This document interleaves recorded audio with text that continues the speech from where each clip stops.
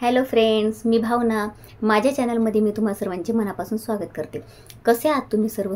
I hope तुम्ही सर्व आनंदात असाल. स्वामींच्या कृपेने तुमच्या सगळ्या चांगल्या इच्छा पूर्ण होत. आजचा दिवस तुम्हाला खूप छान आणि आनंदाचा जाओ.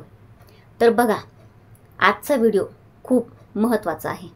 कुठेही स्किप करू नका, पूर्ण बघा. मी तुम्हाला रिक्वेस्ट करते. खूप म्हणजे खूप महत्त्वाचा आहे. तर बघा, आपण मनुष्य रूपात जन्म घेतलेला आहे. तर आपल्याला काही ना काही देणं लागतं. आपल्याला या जन्माचं किंवा प्रत्येक जन्माचं ऋण फेडणं खूप गरजेचं आहे. आता सध्या तरी आपण या जन्मावरच बोलू, कारण आपण हा जो काही मनुष्याचा जन्म घेतलेला आहे, तर आपल्याला याचं ऋण फेडणं खूप गरजेचं आहे, माझ्यापासून तुमच्यापर्यंत. तर त्यामुळे आपल्याला प्रत्येकाला पितृदोष हा इतका मोठा प्रश्न आहे. म्हणजे 90% लोकांना पितृदोष हा लागलेला असतो. तर पितृदोष म्हणजे काय, तुम्ही समजून घ्या. ही गोष्ट तुम्हाला वाटत असेल हे वायफळ आहे, पण ही गोष्ट तेवढीच खरी आहे. बघा, लग्न न जमणं म्हणजे काही ना काही पत्रिका जुळते आहे, सगळं व्यवस्थित आहे, तरी सुद्धा लग्न जमत नाही. बऱ्याच जणांच्या बाबतीत असं होत असतं. किंवा संतती न होणं, रिपोर्ट नॉर्मल येतं, सगळं काही नॉर्मल असतं, तरीसुद्धा प्रॉब्लेम येतो. काय येतो? कारण आपल्याला प्रखर पितृदोष लागलेला असतो. पितृदोष लागल्यामुळे आपल्या घरात या गोष्टी होत असतात. आणि सततची मुलांची भांडणं, वाद, नवरा बायकोचे भांडणं, काही ना काही कटकटी चालू असतात. किंवा सततचा आजार पण सुरू असतं. या गोष्टी होत असतात. या गोष्टी का होतात? कारण आपल्याला खूप मोठ्या प्रमाणात पितृदोष लागलेला असतो. बऱ्याच जणांना बघा, नारायण नागबली सांगतात करायला, दर 3 वर्षांनी सांगतात करायला. तर ती 3 वर्षांनी का करायची असते?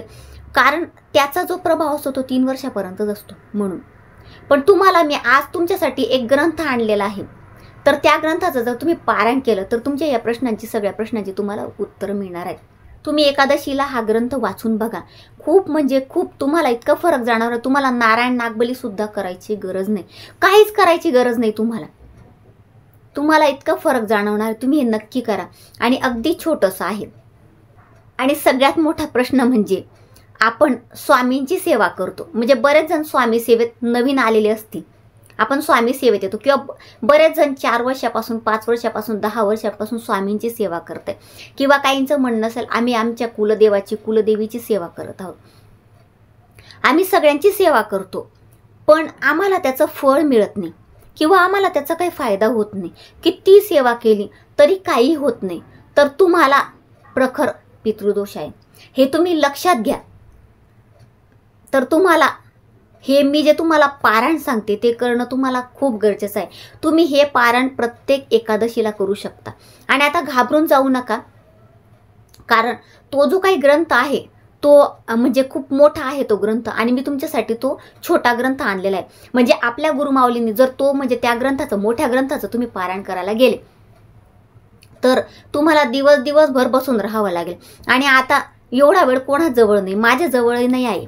मी पण नाही एवढं दिवसभर बसू शकत म्हणजे वाचायला, कारण बरीच कामं आपल्या मागे लागलेली असतात. तर हा जो काही ग्रंथ आहे, मोठा ग्रंथ, तर त्याचं आपल्या गुरुमाऊलींनी आपल्याला तो छोटा करून दिलेला आहे. म्हणून आपल्याला या ग्रंथाचं पारायण करायचं आहे. आता हा ग्रंथ कसा वाचायचा, केव्हा वाचायचा, मी तुम्हाला सांगते. तर हा ग्रंथ म्हणजे ज्यांनी, आता आषाढी एकादशीच्या दिवशी आपण उपवास करणार, तर ज्यांनी उपवास केला त्यांनीच हा ग्रंथ वाचायचा का? तर नाही, कोणी हा वाचू शकतं. म्हणजे तुम्ही उपवास, मी तुम्हाला एक सांगते, आपल्याला देवाची सेवा करायची आहे, म्हणजे विठ्ठलाची सेवा करायची आहे, त्यासोबत आपल्याला आपल्या तब्येतीकडे पण लक्ष द्यायचं आहे. जर तुम्हाला उपवास होत असेल, उपवास करणं चांगली गोष्ट आहे, पण जर तुम्हाला उपवास झेपत नसेल तर नका करू. कारण देव काय म्हणत नाही की माझ्यासाठी उपवास कर. आपल्याला आपलं शरीर महत्त्वाचं आहे. आपल्याला उपवास करून सेवा करायची आहे, आणि सेवा आपल्याला खूप महत्त्वाची आहे. तर उपवास झेपेल तरच करा. आणि जे उपवास करतील त्यांनी जे वाचन करायचं असं काही नाही. ज्यांनी उपवास नाही केला ते सुद्धा ही सेवा करू शकतात. तर याचं पारायण तुम्हाला कसं करायचं आहे? सगळ्यात आधी स्वामी स्तवन आपल्याला वाचायचं आहे. त्यानंतर गणपती अथर्व शीर्ष वाचायचं आहे. आणि हे झाल्यानंतर पहिला अध्याय सुरू होतो. तर हा बघा, हे 1 पेज झालं, 2, 3.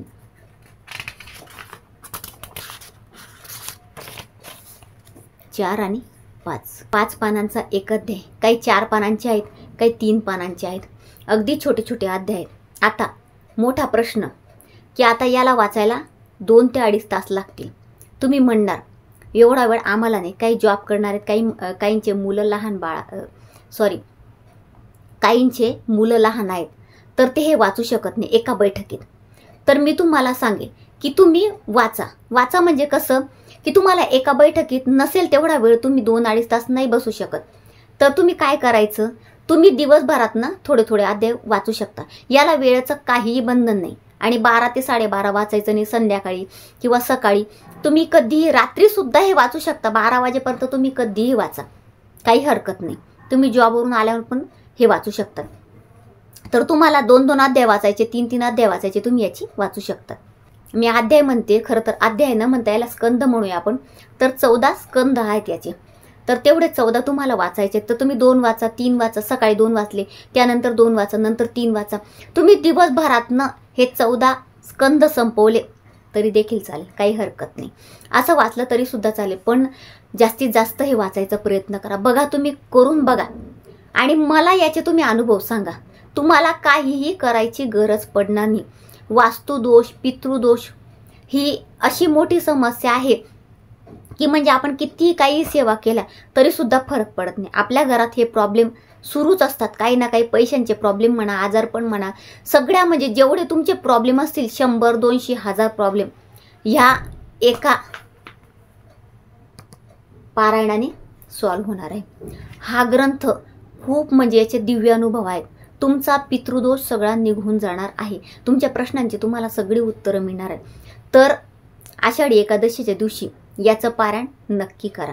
आणि कोण कोण हे पारायण करणार मला कमेंटमध्ये नक्की सांगा. आणि तुम्हाला काय अनुभव होतो ते सुद्धा सांगा. तर तुम्हाला माझा आजचा व्हिडिओ कसा वाटला मला नक्की सांगा. आणि जर आवडला असेल तर माझ्या व्हिडिओला लाईक, शेअर आणि चॅनलला सबस्क्राईब नक्की करा. पुन्हा भेटूया अशाच एका नवीन व्हिडिओसोबत. तोपर्यंत सर्वांना श्री स्वामी समर्थ.